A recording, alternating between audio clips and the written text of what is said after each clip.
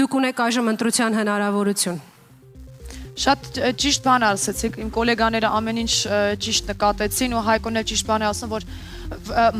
նույն մակարդակի վրա եք որպես արտիստ, նույն լեվելի վրա։ Մեկը ունի մի բան ավելի շատ, որը մյուսը այդքան չունի, ու ինձ համար իրոք ահավոր դժվար է։ Հասմիկ ունի արտիստիզմ բեմի վրա եւ նա գրավում է իր էներգիայով, իրան նայում ես եւ չես ուզում աչքը թեքես, որովհետեւ նա արտիստ է բեմի վրա։ Մայքլ Ջեքսոնի երգը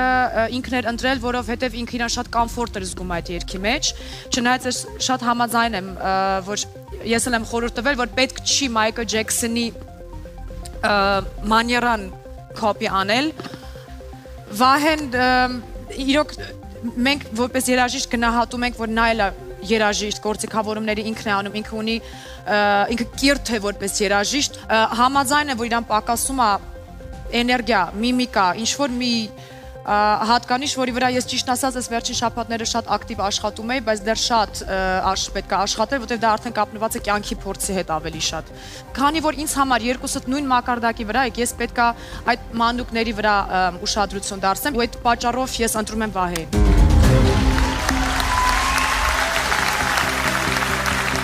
Դե ինչ, եկեք շնորհավորենք Վահեին, նա անցնում է կիսա եզրափակիչ, նաև շնորհավորենք Հասմիկին։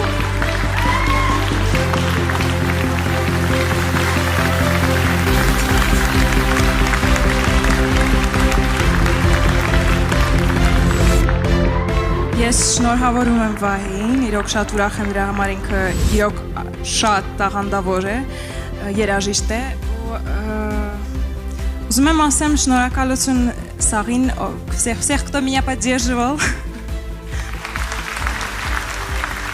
եւ Իվետա ջան, քեզ շնորհակալություն, որ այսքան աշխատել ես, խորհուրդներ տվել ես եւ շատ մերսի, շատ